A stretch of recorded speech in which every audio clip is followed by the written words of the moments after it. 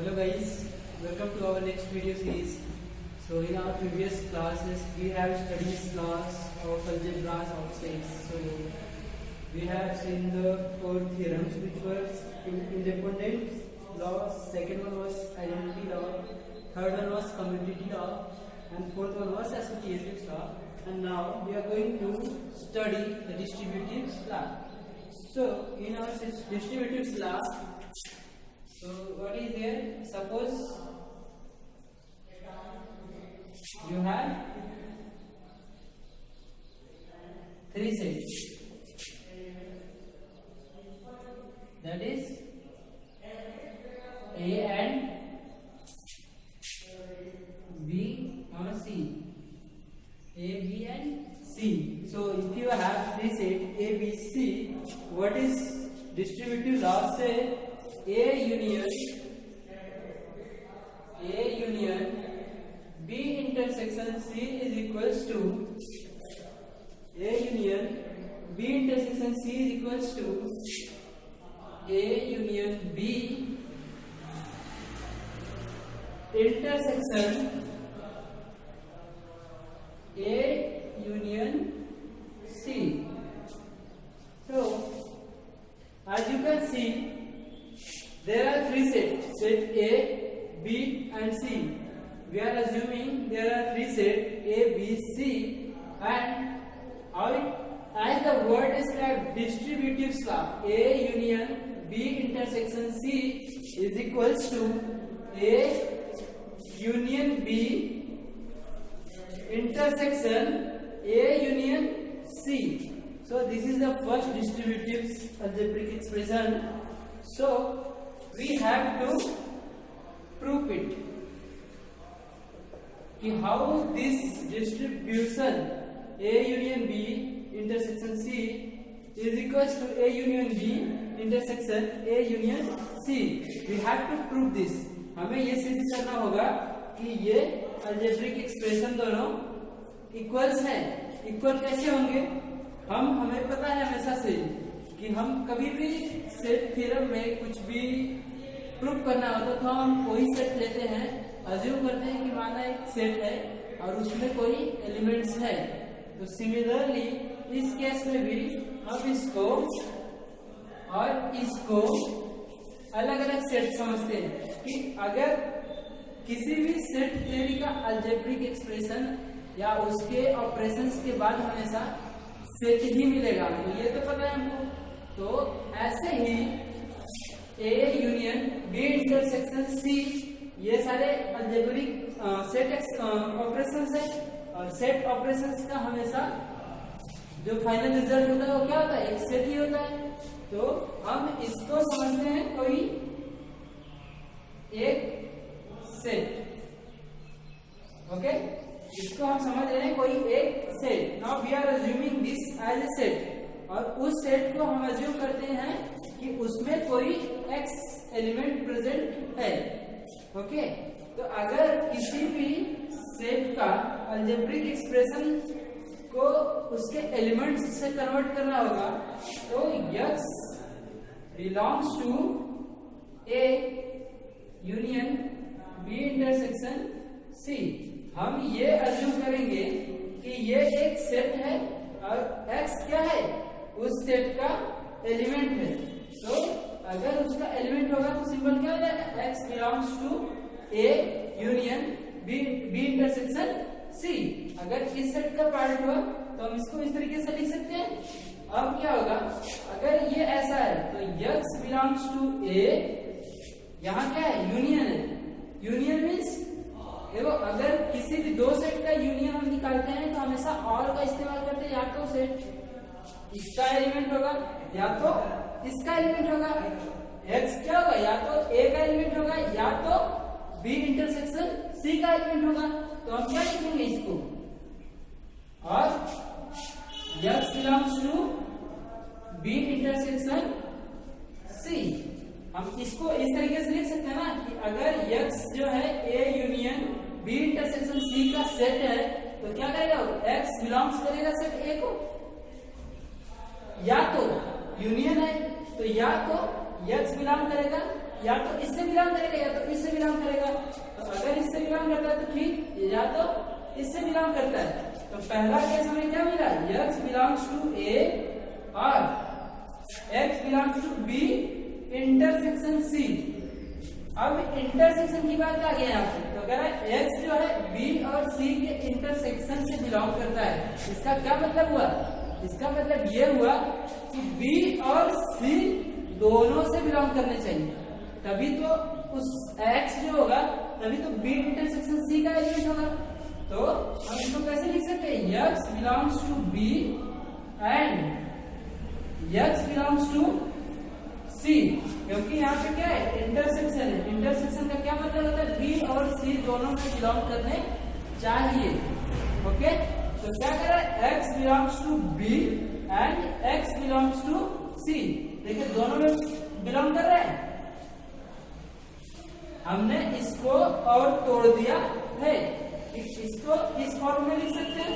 हमें क्या मिला, पहले हमने x एलिमेंट अज्यूम किया, यहाँ पे क्या किया हमने, let x be an element of that set. Okay, हमने क्या किया, इस सेट का कोई x एलिमेंट अज्यूम किया। जब उसको एलिमेंट अज्यूम कर लिया, x belongs to this set और फिर x belongs to this set. Now x belongs to a union है तो, और x belongs to b intersection c। अब इसको तो ऐसे ही लिख दिया, लेकिन और ये पोर्शन तो बीच का है और ये सारा एक पार्ट हो गया।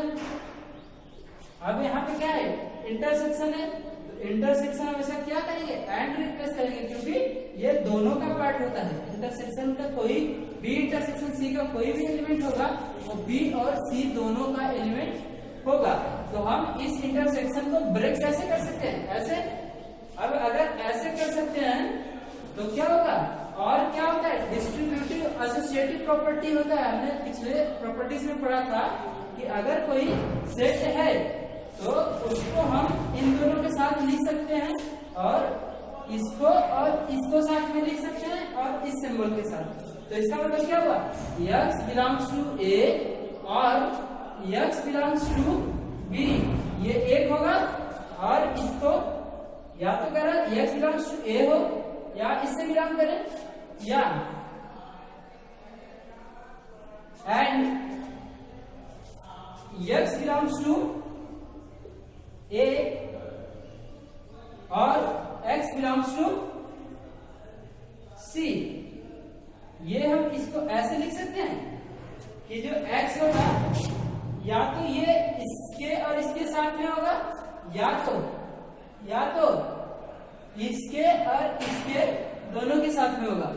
तो अब हमें पता है कि हम अगर ऐसा लिख दिए तो इसका मतलब क्या हुआ, और का सिंबल क्या होता है हमेशा, और का सिंबल होता है हमेशा यूनियन का। तो x belongs to a union b, ऐसा मिलता है। एंड यहां भी x बिलोंग्स टू, और को रिप्लेस कौन करता है, यूनियन। तो x belongs to a union c, ऐसा लिख सकते हैं। अब फिर यहाँ पे क्या है, एंड है। अब देखो x जो है a यूनियन b का एलिमेंट है, और x जो है a यूनियन c का एलिमेंट है। तो इसको हम क्या लिख सकते हैं, x जो है, इस एंड को हम रिप्लेस करेंगे तो क्या हो जाएगा, a यूनियन b। एंड को हम कैसे रिप्लेस करते हैं, इंटरसेक्शन से। x और x दोनों बराबर थे, दोनों एक एलिमेंट थे, तो अब इसको लिखने की जरूरत नहीं है। तो a यूनियन b एंड को रिप्लेस करता है क्या, इंटरसेक्शन का sign, a union c, a union c। लेकिन हम यहाँ पे यूनियन का साइन नहीं लिख सकते, क्योंकि हमने एक एलिमेंट लिया है केवल। और हमेशा अगर एक एलिमेंट लिखे हो तो हमेशा हम क्या मानते हैं, अब इसको पूरे को, ये दोनों एंड का साइन हमने इंटरसेक्शन से रिप्लेस किया, लेकिन जो x एलिमेंट था जिसको मैंने अज्यूम किया था वो इस पूरे सेट का भी पार्ट होगा। तो X belongs to A union B intersection A union C। ऐसा हम इसको लिख सकते हैं इस तरीके से, X बिलोंग्स टू, क्योंकि ये X जो है दोनों सेट का पार्ट था और हमने एंड साइन को रिप्लेस किया इंटरसेक्शन से। अभी हम इसको देखते हैं, अगर X बिलोंग्स टू ऐसा होता है, X belongs to this set and that set one both, तो इसको हमने इस सिंबल से रिप्लेस किया इंटरसेक्शन से। अभी हम आगे देखते हैं। अब हम देख रहे हैं कि हमने क्या ज्यूम किया था शुरू में, X जो है इस एलिमेंट का पार्ट है, और अभी हमने भी प्रूव किया X जो है इस सेट का पार्ट है। तो इसका मतलब क्या हुआ, X जो होगा ये इसका सबसेट होगा या उसके बराबर होगा। तो इसको हम देखें, ऐसा इसको रिप्रेजेंट करें यहाँ पे।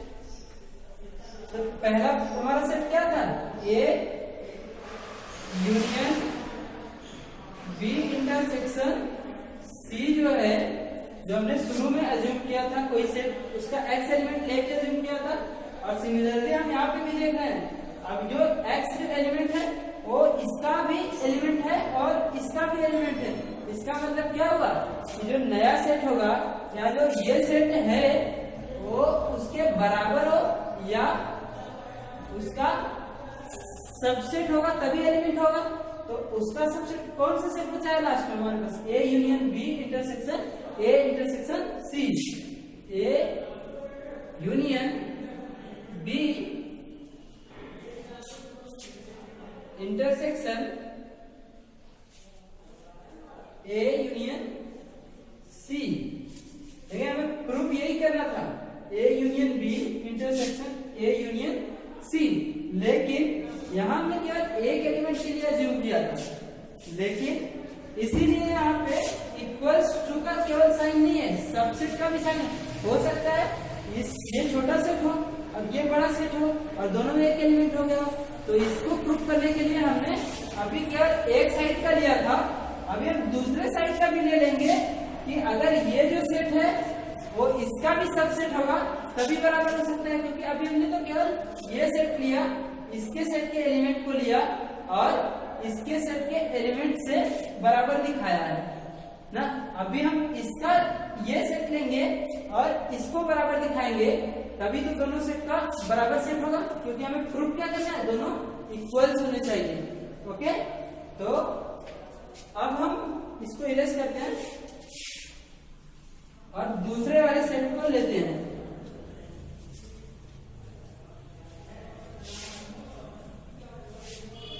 जब हमने पहला सेट लिया था तो उसका रिजल्ट ये था। ओके, इसको अभी आप देखते रहिएगा। अब हम दूसरा सेट लेंगे। दूसरा सेट हमारे पास क्या है, A union B intersection A union C।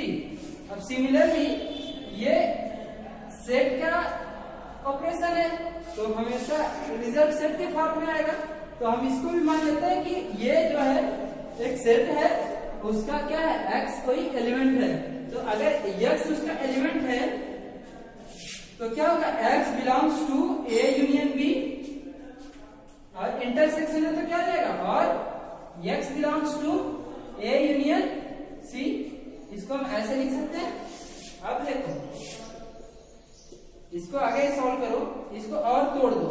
तो X belongs to A union है तो क्या जाएगा, सर यहाँ इंटरसेक्शन था ना, इंटरसेक्शन में हमेशा बोथ लेते हैं। बोथ का मतलब क्या होता है, एंड का साइन, एंड आएगा हमेशा। हमेशा जब भी इंटरसेक्शन को रिप्लेस करोगे तो हमेशा एंड आएगा, और इंटरसेक्शन को रिप्लेस करोगे तो हमेशा क्या आएगा, एंड आएगा, और यूनियन को रिप्लेस करोगे तो हमेशा और आएगा। क्योंकि इंटरसेक्शन के केस में क्या होता है, जो दो सेट होता है दोनों सेट के एलिमेंट को लेते हैं, इसलिए एंड आता है कि set A and set B। और दूसरे सेट में क्या होता है, और होता है, या तो किसी एक सेट होगा फिर भी यूनियन जब भी हम लेंगे तो दोनों का एलिमेंट उसमें इन्वॉल्व हो जाता है। तो सिमिलरली यहाँ पे क्या था, इंटरसेक्शन था तो हमने इंटरसेक्शन को किससे रिप्लेस किया, एंड से।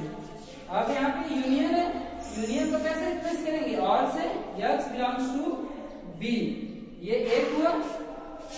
दूसरा एंड यहाँ है ये भी हमारे पास x बिलोंग्स टू a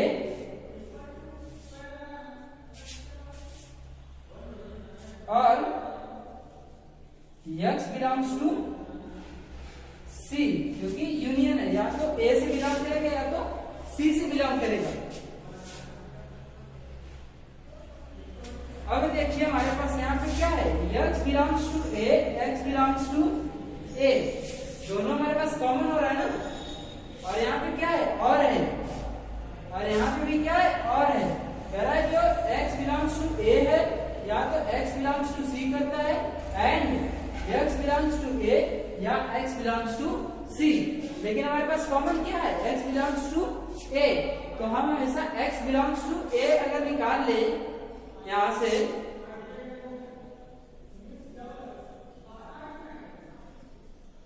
अगर x बिलोंग्स टू a निकाल ले तो हमारे पास क्या बचता है, x belongs to b, x belongs to c बचता है। तो अगर इसको कॉमन ब्रैकेट में ले ले कि यहां से x बिलोंग्स टू a निकाला तो यहाँ पे क्या बचा, x बिलोंग्स टू b, और यहाँ एंड का साइन था, and x belongs to c। ऐसा इसको कर सकते हैं। अगर हम ऐसा कर सकते हैं अब क्या हो गया, x belongs to a comma x belongs to b है, x बिलोंग्स टू c है, एंड हमेशा किससे रिप्लेस होता है, इंटरसेक्शन के साइन से। तो x belongs to b intersection c, ऐसा लिख सकते हैं हम। एक हमें ये मिला था और एक हमें ये मिला कि x बिलोंग्स टू a होगा, x belongs to b intersection c होगा। इसका क्या मतलब हुआ, इसका मतलब क्या हुआ, यहाँ और का साइन था दोनों में, जो हम शुरू में भूल गए, यहाँ पे लगाना कि यहाँ और तो साइन रहेगा, भले हम a intersection x intersection a ले लिया, साथ में तो और भी है ना इसके साथ, x बिलोंग्स टू a और x belongs to b common रह गया, and x belongs to a common निकाल लिया था, तो क्या बचा, x belongs to c। Okay, तो अगर और साइन को हम कैसे रिप्लेस करते हैं, और का साइन किससे रिप्लेस होता है, यूनियन से। तो x belongs to a union क्या बचा है दूसरे साइड में, b union b intersection c।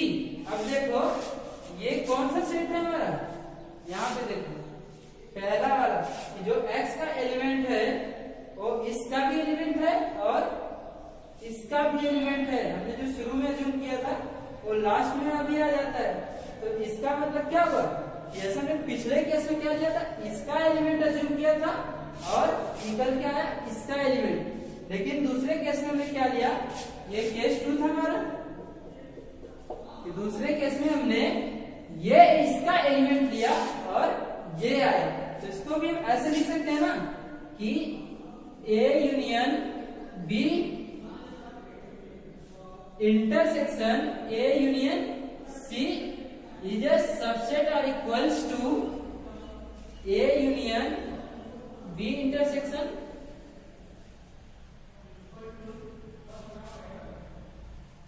B intersection C का, sorry A union B intersection C लिख सकते हैं कि या तो A यूनियन B जो था उसका इंटरसेक्शन A यूनियन C का जो सबसेट होगा या तो इसके बराबर या इसके इक्वल होगा, जैसा हमने पहले केस में जूम किया था।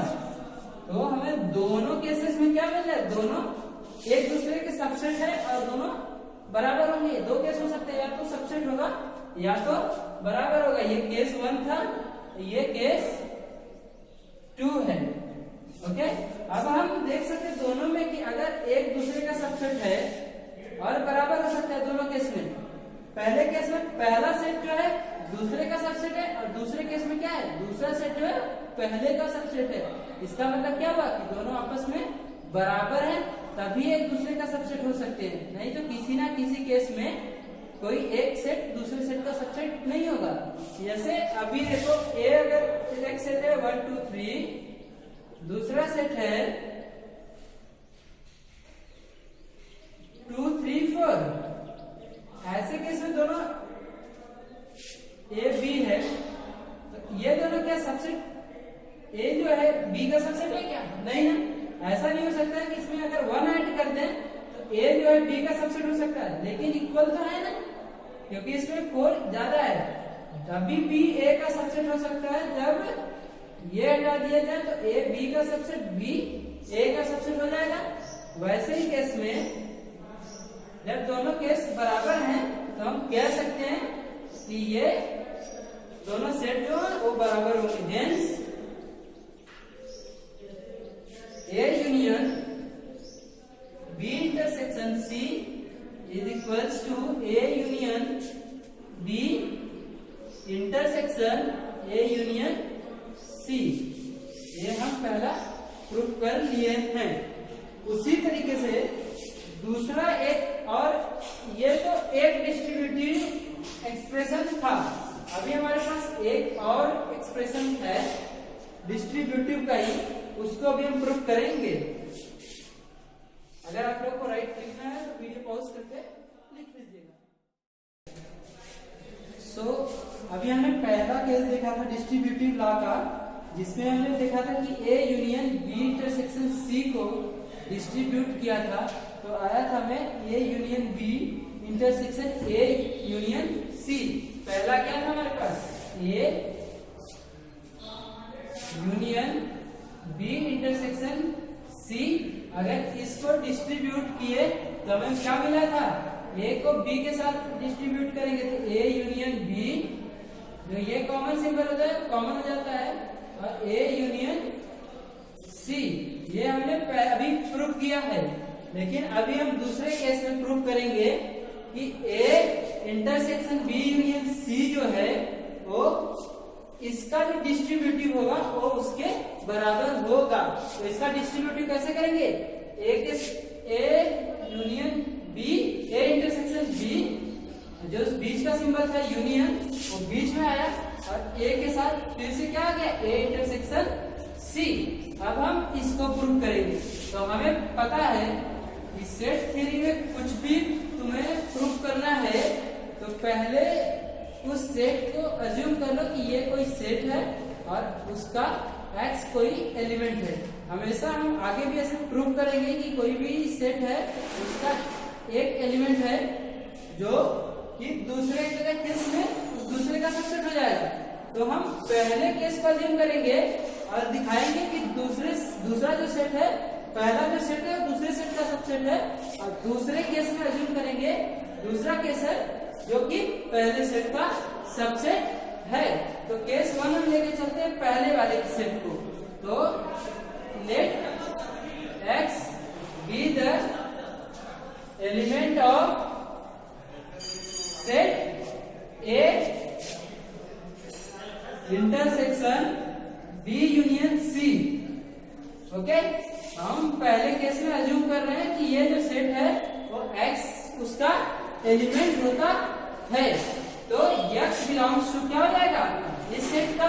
तो x belongs to A intersection B union C. अब हम इसको ब्रेक करते जाएंगे और तब तक ब्रेक करेंगे जब तक हमें ये न मिल जाए। तो इसको अगर ब्रेक करेंगे हम तो x belongs to A, intersection को हम कैसे रिप्लेस करते हैं? एंड के साथ। And x belongs to B union C. देखो अब इसको हम इंटरसेक्शन को किससे रिप्लेस किए? एंड से। यूनियन को किससे रिप्लेस करते हैं? और से। तो अब आगे हम देखते हैं x belongs to A and x belongs to B union C. दूसरे केस में क्या है? बी यूनियन सी होता है। तो x belongs to B, union को किससे रिप्लेस करेंगे? और से। और x बिलोंग्स टू सी। ये दो अलग अलग पार्ट में डिवाइड कर दिए। अब इसको डिस्ट्रीब्यूट करते हैं ए के साथ में। तो ए के साथ डिस्ट्रीब्यूट कैसे करेंगे? x belongs to A and x belongs to B. इसको ऐसे लिख सकते हैं, इसको इसके साथ लिख दें, और एंड जो था वो साथ में ले लिए, लेकिन ये जो बीच वाला और है ये और आ जाएगा दूसरे में, क्योंकि हमने क्या किया? इसको इन दोनों के साथ में देख रहे हैं। तो तो x belongs to A and दूसरा क्या है, x बिलोंग्स टू सी। ये हमारा दूसरा हुआ, तो हम इन दोनों को एक साथ लिख लिए। अब देखिए अगर एंड है तो एंड को किससे रिप्लेस करते हैं, यूनियन के साथ। यूनियन के साथ रिप्लेस करेंगे तो क्या हो जाएगा, x belongs to A union B, ऐसे लिख सकते हैं। और दूसरा केस क्या है, x belongs to A and x belongs to C. Sorry, inter and को किससे रिप्लेस करते हैं हमेशा, एंड को हमेशा इंटरसेक्शन से, और को हमेशा यूनियन से। तो पहले केस में क्या था, एंड था, तो हमने किससे रिप्लेस किया इसको, यूनियन से, जो कि गलत है। हमें किससे रिप्लेस करना है, एंड को हमेशा इंटरसेक्शन के साथ। ओके, दूसरे केस में भी एंड है, किससे रिप्लेस करेंगे, इंटरसेक्शन के साथ। तो x belongs to A intersection B, ये पहला केस था। ये दूसरा केस था कि x belongs to A intersection B और x belongs to A intersection B, A intersection C. अब इन दोनों को कंबाइन करेंगे। इन दोनों को कंबाइन कैसे करेंगे, तो x belongs to A intersection B और को किससे रिप्लेस करेंगे, यूनियन के साथ। तो और की जगह यूनियन, ए इंटरसेक्शन सी। अब देखिए ये जो है वो यही है क्या, सेम सेट। तो इसका मतलब क्या हुआ, जो पहला हमने सेट लिया था उसका एलिमेंट दूसरे सेट के एलिमेंट का एलिमेंट है। तो इसका मतलब क्या हुआ, जो पहला सेट है वो दूसरे सेट का सबसेट हुआ। तो इसको हम केस 1 मान लेते हैं। केस 1 में हमें क्या मिला है, A union B intersection C, A intersection B union C जो है वो सबसेट या उसके बराबर होगा। तो उसके बराबर कैसे लिखेंगे, A intersection B union A intersection C. ये हम पहले प्रूफ किया। अभी हम जो प्रूफ करेंगे वो दूसरा सेट लेंगे और ये प्रूफ करेंगे कि पहले सेट का सबसेट है। अभी हमने ये प्रूफ किया, पहले का एलिमेंट लिया वो दूसरे का एलिमेंट निकाला। तो इसका मतलब ये हुआ कि पहला जो सबसेट है वो दूसरे सेट का सबसेट होगा या तो उसके बराबर होगा। उसी तरीके से दूसरा केस अज्यूम करेंगे हम।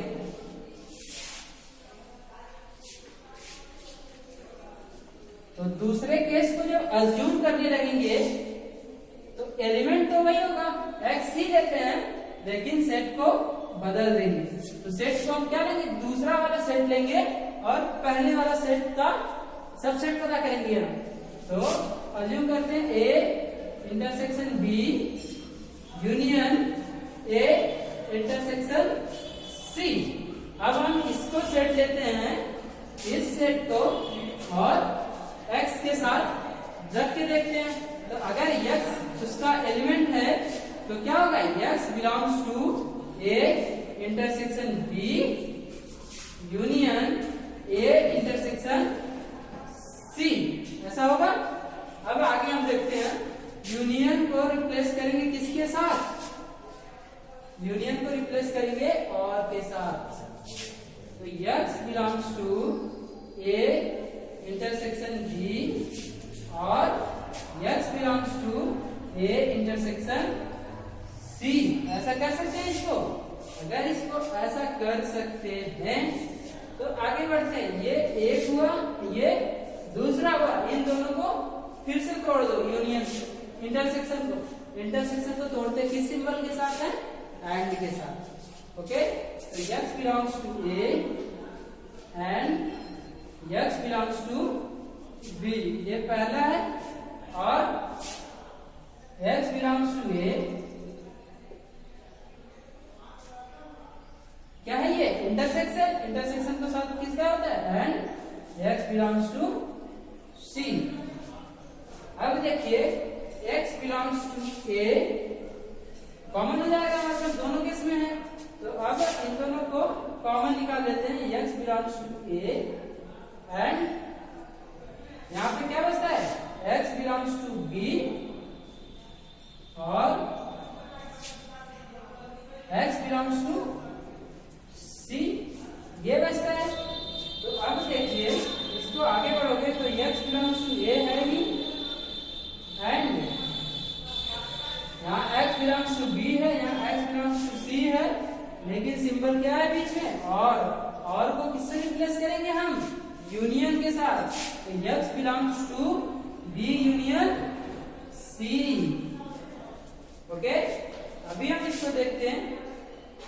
अगर ये पहला हुआ और ये दूसरा है, ये दोनों क्या है, x के एलिमेंट है, एंड को किस सिंबल से रिप्लेस करते हैं हम, इंटरसेक्शन के साथ।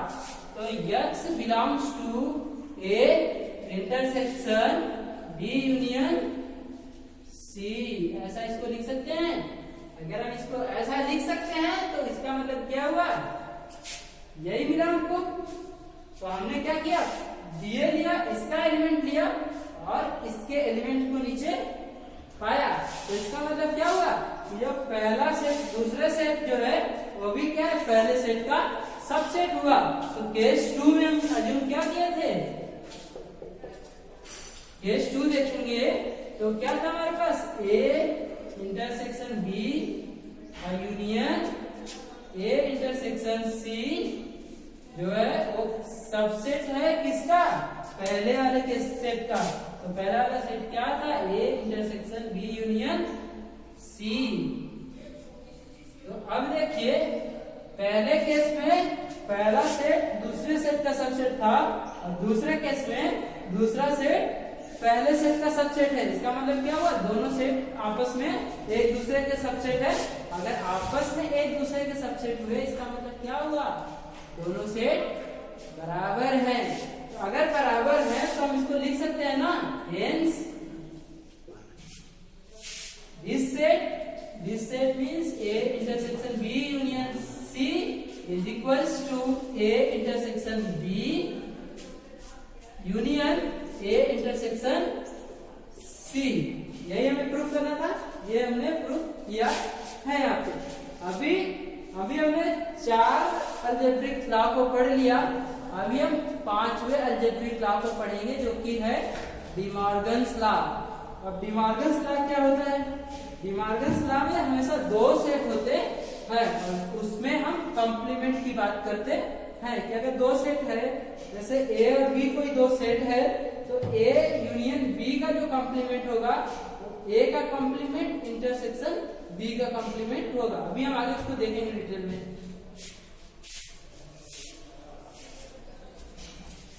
तो अभी हम क्या पढ़ेंगे, De Morgan's law.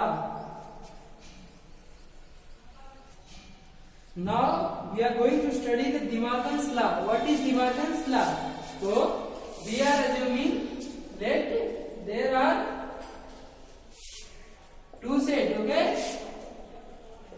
A and B।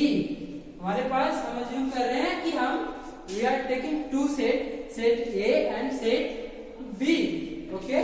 Now what is De Morgan's law says? De Morgan's law says 2 expressions. The first one is A union B का कॉम्प्लीमेंट होगा ए का कॉम्प्लीमेंट इंटरसेक्शन बी का कॉम्प्लीमेंट। ओके, कॉम्प्लीमेंट क्या होता है, अब हम पहले कॉम्प्लीमेंट के बारे में पहले पढ़ा था कि कॉम्प्लीमेंट क्या होता है, कि अगर कोई किसी भी सेट का कॉम्प्लीमेंट निकालना है तो उसके यूनिवर्सल सेट में से उस सेट को माइनस कर दोगे तो क्या मिल जाता है, उस सेट का कॉम्प्लीमेंट। अगर एग्जाम्पल वेन डायग्राम से देखें तो वेन डायग्राम में क्या होता है, कॉम्प्लीमेंट। अगर ये कोई यूनिवर्सल डायग्राम है और ये कोई सेट ए है तो इसका बचा हुआ ये पोर्शन छोड़ के बाकी जो भी बचेगा वो क्या हो जाएगा, आपका ए का कॉम्प्लीमेंट होता था। तो u माइनस ए जो होगा वो ए का कॉम्प्लीमेंट होगा, u माइनस ए। तो डी मॉर्गन्स लॉ क्या बोलता है कि अगर 2 सेट है ए और बी, तो ए और बी का जो कॉम्प्लीमेंट होगा वो ए का कॉम्प्लीमेंट इंटरसेक्शन बी का कॉम्प्लीमेंट होगा। और ये तो पहला हुआ। और दूसरा एक्सप्रेशन क्या कहता है डी मॉर्गन्स लॉ का कि ए इंटरसेक्शन बी का कॉम्प्लीमेंट, ए इंटरसेक्शन बी का कॉम्प्लीमेंट जो होगा, ए का कॉम्प्लीमेंट यूनियन बी का कॉम्प्लीमेंट। अब देखिए ये जो सिंबल है यूनियन, वो रिप्लेस होता है इंटरसेक्शन के सिंबल से। और दूसरे केस में क्या कर रहा है, ए और बी का इंटरसेक्शन उसके यूनियन से रिप्लेस हो रहा है। अब हम इसको प्रूव करेंगे कि ये कैसे सही है। Now we are going to prove this that De Morgan's law is correct. Okay, now we are taking the first one, case 1, which is A union B का complement is equals to A का complement intersection B का complement। Okay, अब जैसे हमने पिछले डिस्ट्रीब्यूटिव्स law को देखा था कि पहले अगर हमें इक्वल्स प्रूव करना है तो इक्वल प्रूफ तभी हो सकता है जब पहला सेट होगा और दूसरे सेट का सबसेट होगा, और जो दूसरा सेट है वो पहले सेट का सबसेट होगा। तो लेट ए यूनियन बी को ऐसे अज्यूम करेंगे, let x belongs to A union B के कॉम्प्लीमेंट। तो ऐसा ले सकते हैं कि जो A यूनियन B का कॉम्प्लीमेंट है वो X का एलिमेंट होगा। तो इसका मतलब क्या हुआ कि अगर कॉम्प्लीमेंट है तो X उससे अगर बिलोंग करता है, देखो हमने वेन डायग्राम जब बनाया था तो कॉम्प्लीमेंट का मतलब क्या समझा था, ये A था हमारे पास और A का कॉम्प्लीमेंट क्या था, बचा कुछ जो A में बिलोंग करेगा वो A के कॉम्प्लीमेंट में बिलोंग नहीं करेगा, और जो A के कॉम्प्लीमेंट में बिलोंग करेगा वो A में बिलोंग नहीं करेगा। तो हम पहले केस में मान लिए कि X जो है वो A यूनियन B के कॉम्प्लीमेंट में बिलोंग करता है। इसका क्या मतलब हुआ, X does not belongs to A union B। अगर उसके कॉम्प्लीमेंट में बिलोंग करता है तो उसमें बिलोंग नहीं करेगा। ये पहला केस हुआ हमारे पास। तो इसका क्या मतलब हुआ, X does not belongs to A और what is here and को हम किससे रिप्लेस करते थे, एंड को हम रिप्लेस करते थे यूनियन इंटरसेक्शन के साथ। लेकिन यहाँ पे जब X बिलोंग करता था तब के केस में, लेकिन यहाँ पे बिलोंग कर रहा है क्या, नहीं।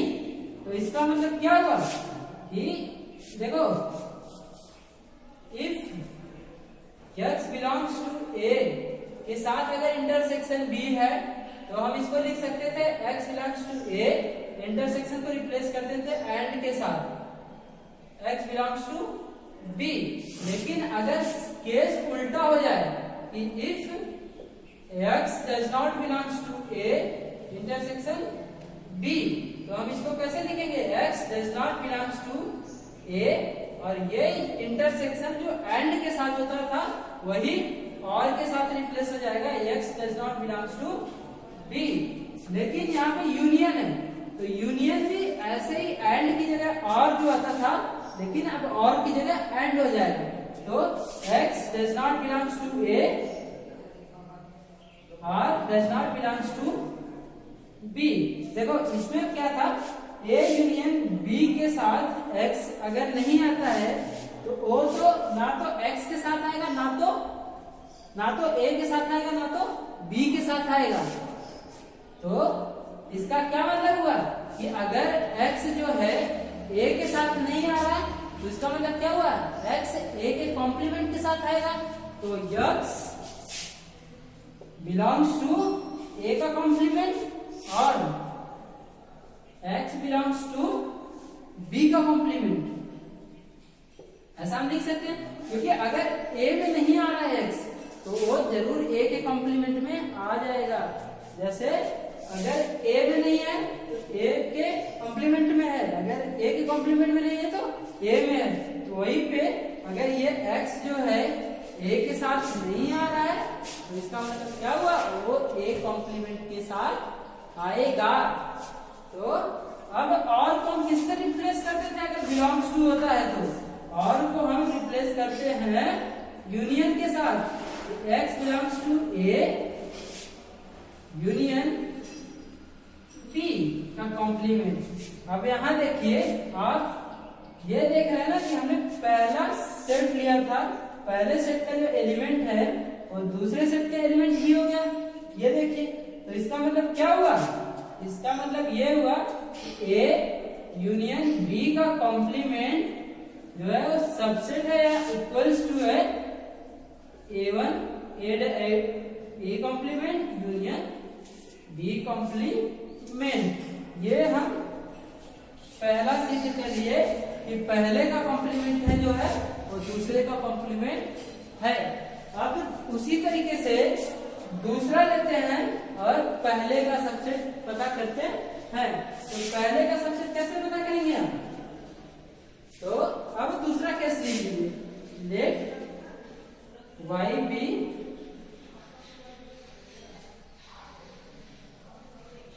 अभी x हम नहीं ले रहे, y ले रहे हैं x की जगह पे, क्योंकि x हमने ऑलरेडी ले लिया।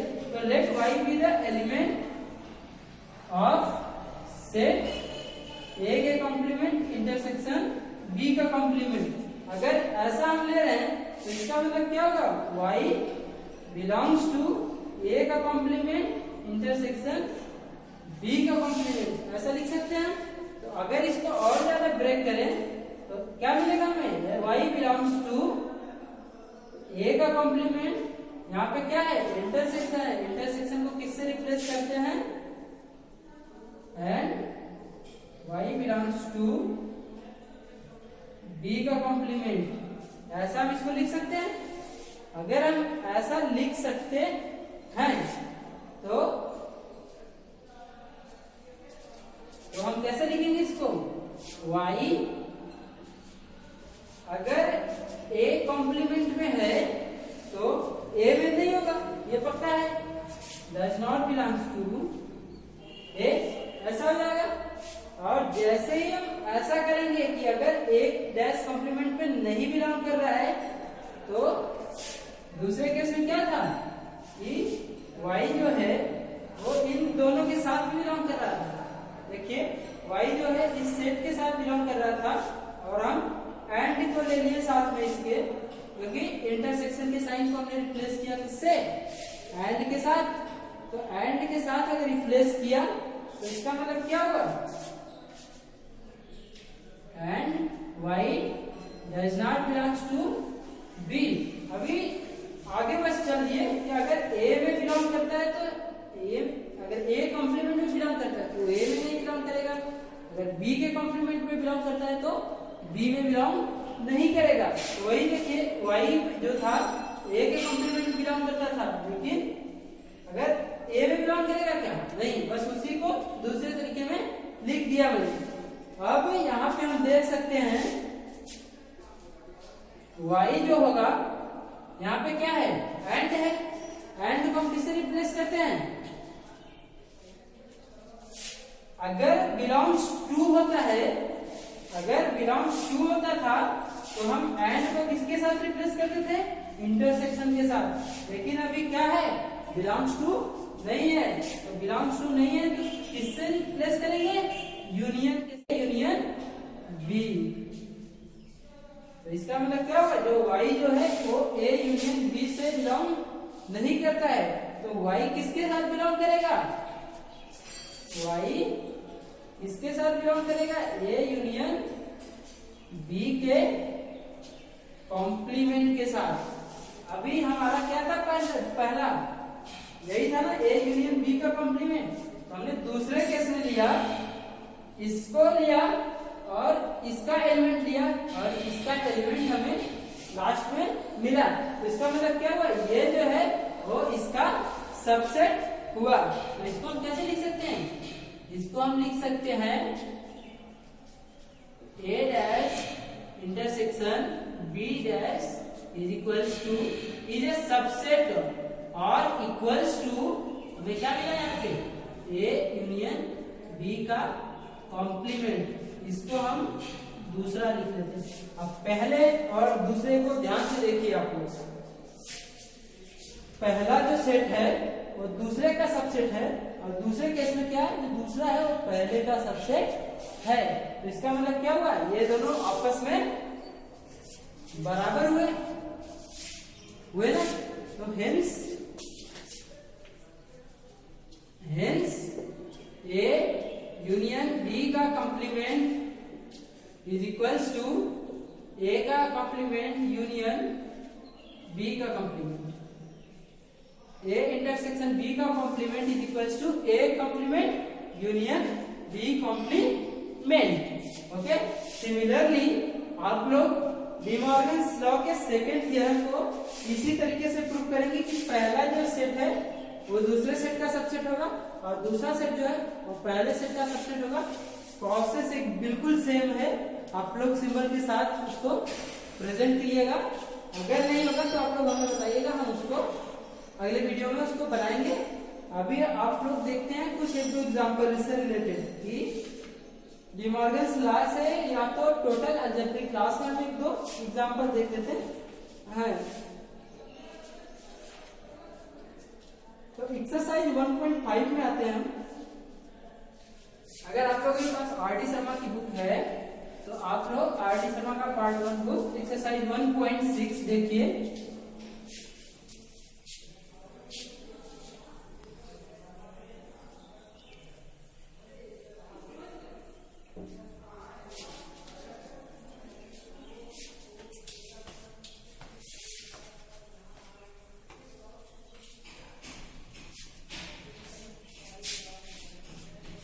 और उसके